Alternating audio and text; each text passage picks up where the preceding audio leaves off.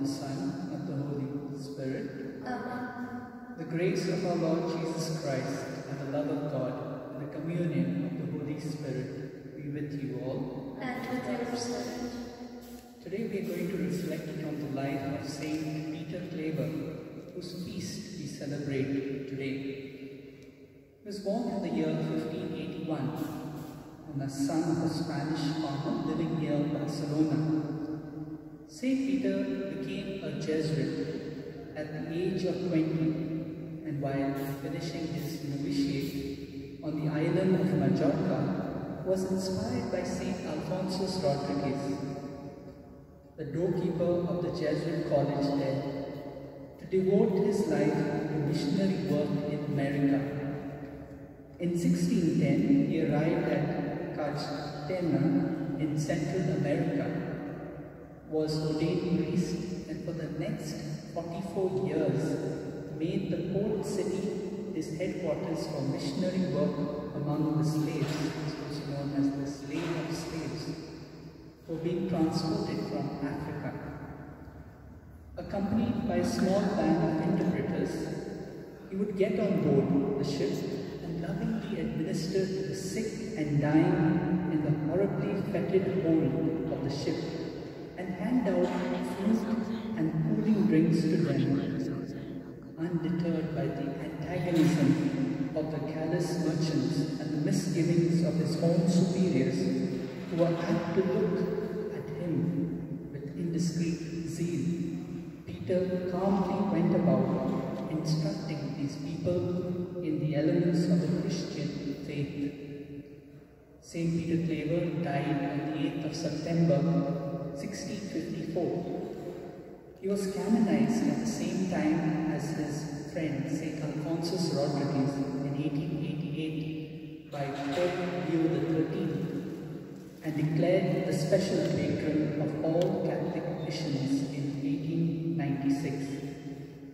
This is what Saint Peter Claver would say, something very inspiring. Jesus Christ, Son of God, you shall be my Father, my Mother, and all my good. I love you much. So today, as we celebrate this Eucharist, let us pray for that gift that Saint Peter Claver had, to be dedicated to Christ's work, no matter what our day of life is. Let this be our prayer as we celebrate this Eucharist. And for the times that we have failed to give God the very best of our lives, our talents, our time, let us ask pardon. And let us together say, I confess to Almighty God and to you, my brothers and sisters, that I have greatly sinned in my thoughts and in my words, in what I have done and in what I have failed to do. Through my fault, through my most grievous fault. Therefore I ask Blessed Mary, ever Virgin, all the angels and saints, and to you, my brothers and sisters, to pray for me to the Lord our God. May Almighty God have mercy on us, forgive us our sins, and bring us to everlasting life. Amen.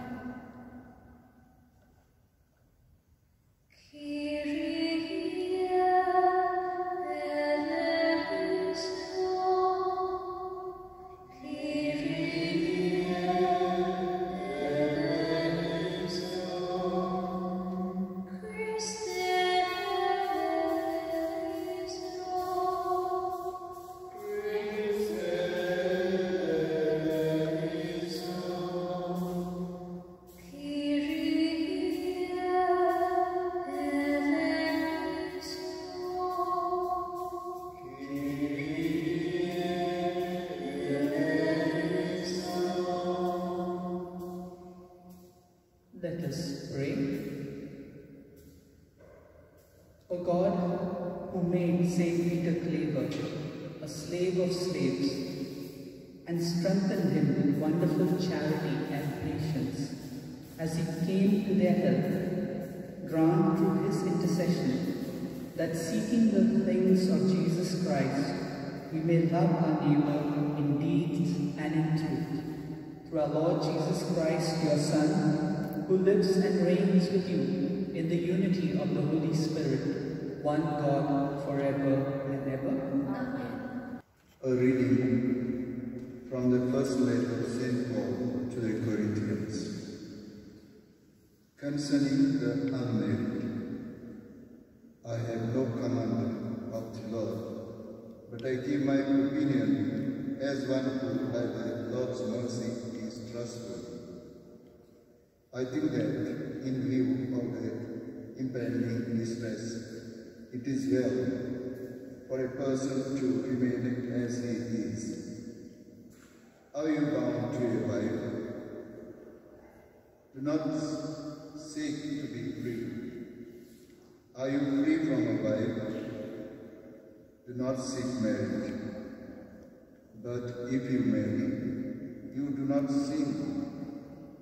And if a girl marries, she does not sin. Yet those who marry will have worldly troubles, and I would spare you that. I mean, brethren, the appointed time has grown very short. From now on, let those who have wives live as though they had none, and those who mourn as though they were not mourning, and those who rejoice as though they were not rejoicing, and those who buy as though they had no goods, and those who deal with the world as though they had no dealings with it. For the form of this world is passing away. The word of God. Thanks be to God. Our response. Listen, O daughter, give ear to my words. Response. Listen, O daughter, give ear to my words. Listen, O daughter, give ear to my words. Forget your own people and your father's house. So will the king desire your beauty. He is your Lord, pay homage to him.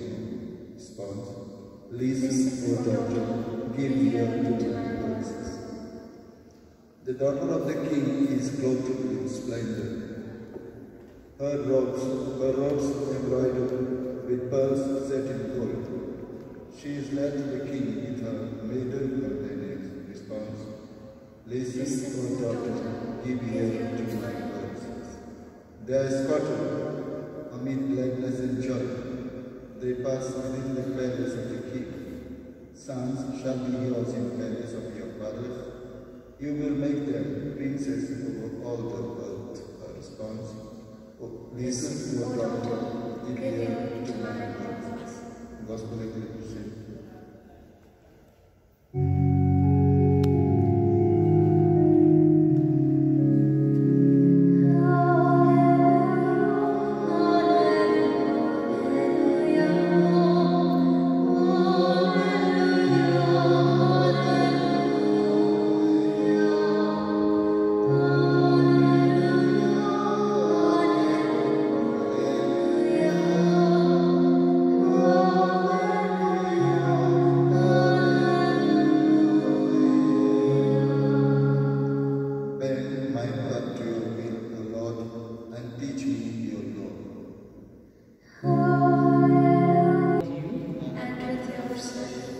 A reading from the Holy Gospel according to St. Luke.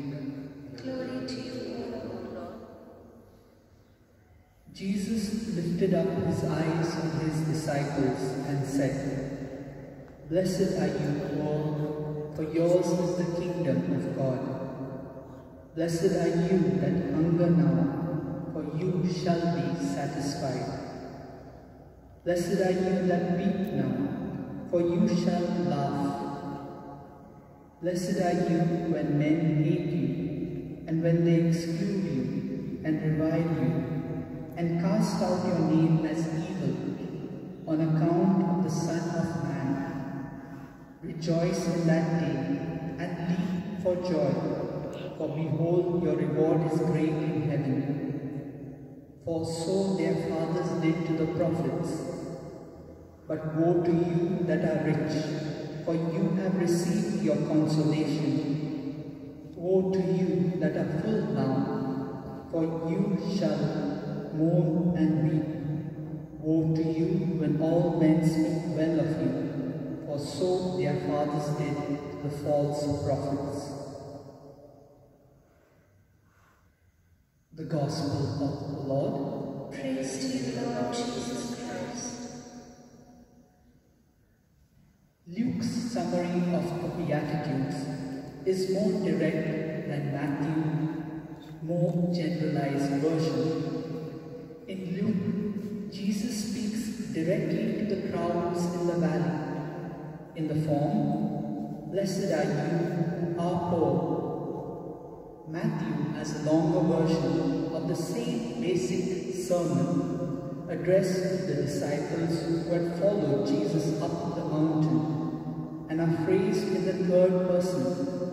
"Blessed are the poor in spirit, for the reign of God is theirs."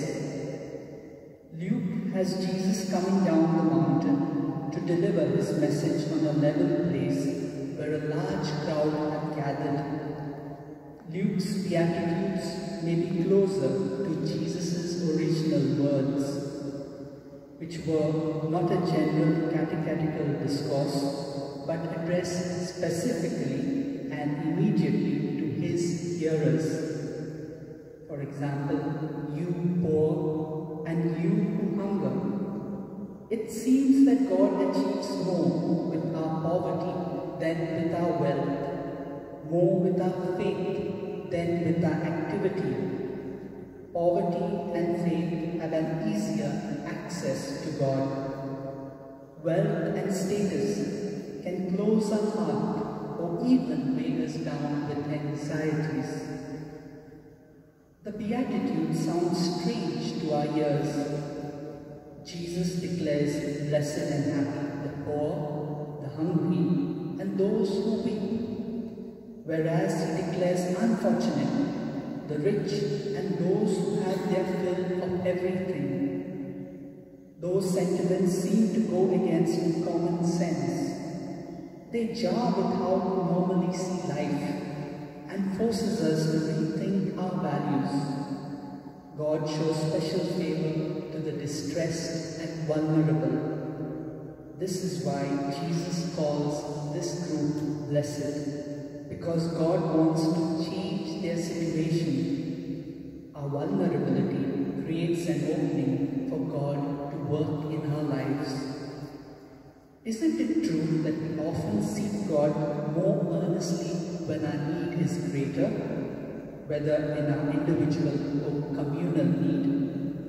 We come before the Lord in our poverty, our hunger, our sadness, because it is above all in those times that we realize that we are not self-sufficient.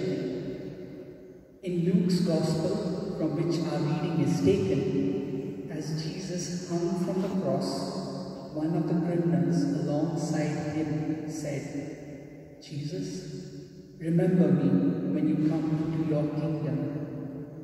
To this hopeless man, Jesus said, "Today you will be with me in paradise." It is when we are at our weakest that grace is at its strongest. So today, as we celebrate this Eucharist, let us bring before the Lord all the times when we have experienced pain, hopelessness, weakness. And as St. Paul would say, "In my weakness, your strength, for you become strong." Let this also be the grace for each one of us.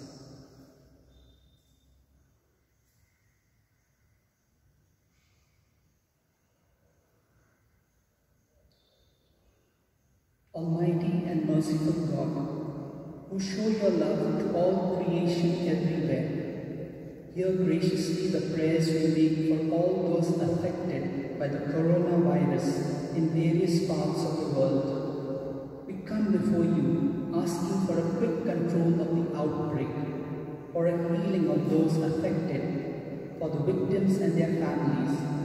We pray for the doctors doing research, that an effective vaccine to combat the sickness is speedily found. We pray for the government and health authorities that they take appropriate steps for the good of the people.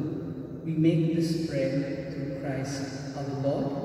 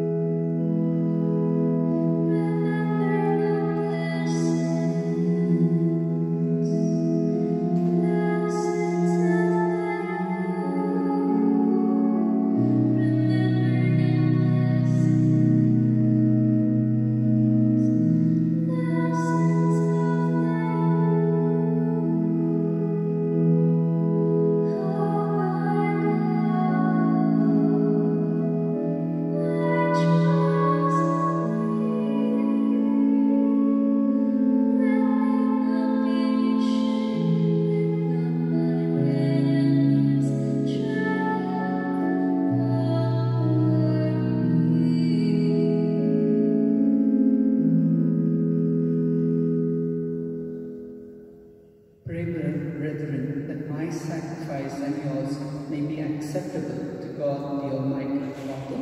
May the Lord accept your sacrifice into your hands for the praise and glory of his name, for our good and the good of all his holy church. Receive, O Lord, we pray, the offerings placed on your altar in commemoration of Saint Peter Claver, so that as you brought him glory, you may, through these sacred mysteries, grant to us your pardon, through Christ our Lord. Amen. The Lord be with you. And with your spirit, Lift up your hearts. we lift them up to the Lord. Let us give thanks to the Lord our God. It is right and just. It is truly right and just, our duty and our salvation, always and everywhere to give you thanks. Lord, Holy Father, Almighty and eternal God, through Christ our Lord, for as on the festival of Saint Peter Claver, you bid your church rejoice, so too you strengthen her by the example of his holy life. Teach her by his words of preaching, and keep her safe in answer to his prayers. And so, with company of angels and saints, we sing the hymn of your praise, as without end we acclaim. Holy, holy, holy Lord, most heaven and earth are full of your glory. Hosanna in the highest. Blessed is he who comes in the name of the Lord. Hosanna in the highest. You are indeed holy, O Lord, the fount of all holiness. Make holy, therefore, these gifts, we pray, by sending down your Spirit upon them like the dewfall, so that they may become for us the body and blood of our Lord Jesus Christ. At the time he was betrayed and entered willingly into his passion, he took bread, and giving thanks, broke it, and gave it to his disciples, saying, "Take this, all of you, and eat of it, for this is my body, which will be given up for you."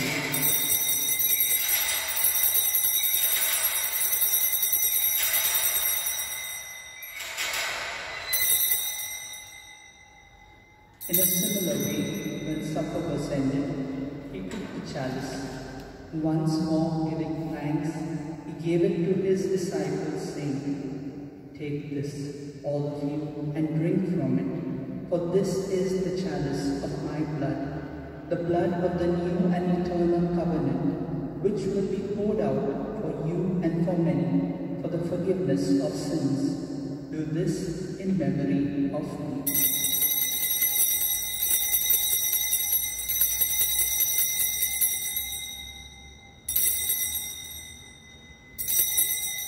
Let us proclaim the mystery of faith.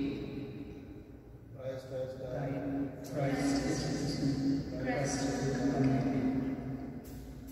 Therefore, as we celebrate the memorial of his death and resurrection, we offer you, Lord, the bread of life and the chalice of salvation, giving thanks that you have held us worthy to be in your presence and minister to you. Humbly we pray that partaking of the body and blood of Christ, we may be gathered into one by the Holy Spirit. Remember, Lord, your church spread throughout the world, and bring her to the fullness of charity, together with Francis our Pope, and Philip Neri our Bishop, and all the clergy. Remember also our brothers and sisters who have fallen asleep in the hope of the resurrection, and all who have died in your mercy. Welcome them into the light of your face. Have mercy on us all, we pray, that with the Blessed Virgin Mary, Mother of God, with Saint Joseph, her spouse, with the blessed apostles, with Saint Peter Claver, and all the saints who have pleased you throughout the ages, we may merit to be co-heirs to eternal life, and may praise and glorify you through your Son, Jesus Christ.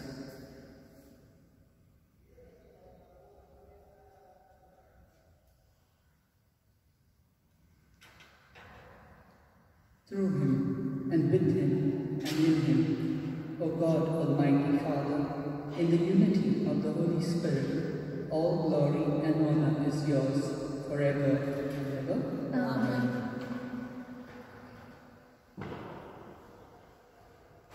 At the Saviour's command, and formed by divine teaching, we dare to say, Our Father, who art in heaven, Hallowed be thy name. Thy kingdom come. Thy will be done, on earth as it is in heaven. Give us this day our daily bread, and forgive us our trespasses, as we forgive those who trespass against us.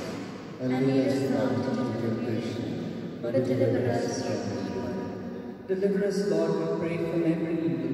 Graciously grant peace in our days, that by the help of your mercy, we may be always free from sin and safe from all distress, as we await the blessed hope and the coming of our Saviour, Jesus Christ. For the kingdom, the power, and the glory are yours, now and forever. Lord Jesus Christ, who said to your apostles, Peace I leave you, my peace I give you. Look not on our sins, but on the faith of your church, and graciously grant her peace and unity in accordance with your will, who live and reign forever and ever. Amen. The peace of the Lord be with you always. And with your spirit. Let us offer each other a meaningful sign of peace.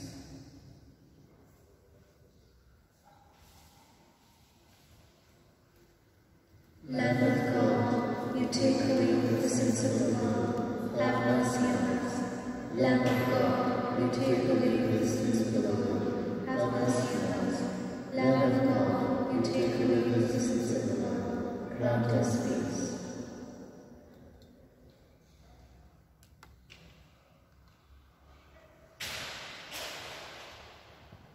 Behold the Lamb of God, behold him who takes away the sins of the world. Blessed are those called to the supper of the Lamb.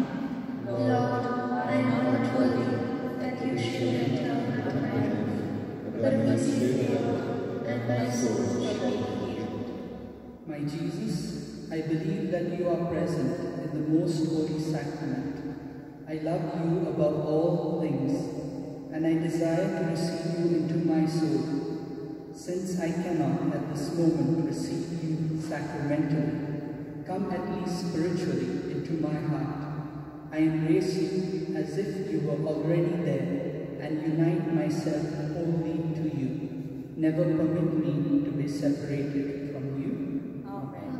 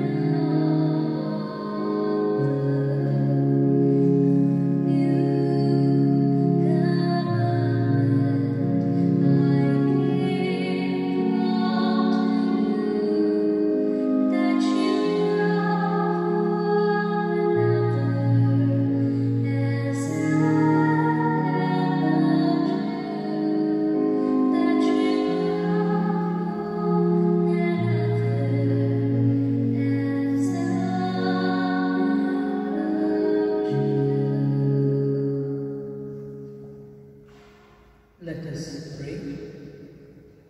May partaking at the heavenly table, Almighty God, confirm and increase strength from on high in all who celebrate the feast day of Blessed Saint Peter Claver, that we may preserve in integrity the gift of faith and walk in the path of salvation you trace for us through Christ our Lord. Amen. Prayer to Saint Francis Xavier. O devoted servant of God, Saint Francis Xavier, your heart was burning with love for Jesus. Impelled by this love, you went from country to country and spent yourself unto death, proclaiming the name of Jesus and the good news of salvation. That is why the Father filled you with glory in heaven and preserved your body from corruption here on earth. Filled with joy for these unique gifts, we join you in praising the Father. And now we ask your intercession for ourselves. Let's silently pray for the prayer, the petition that we require.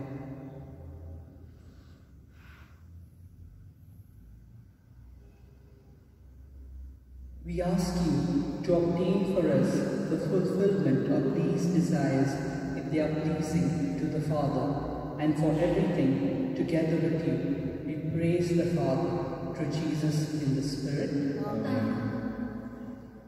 The Lord be with you, And with your spirit. and may Almighty God bless you, the Father, the Son, and the Holy Spirit. Amen.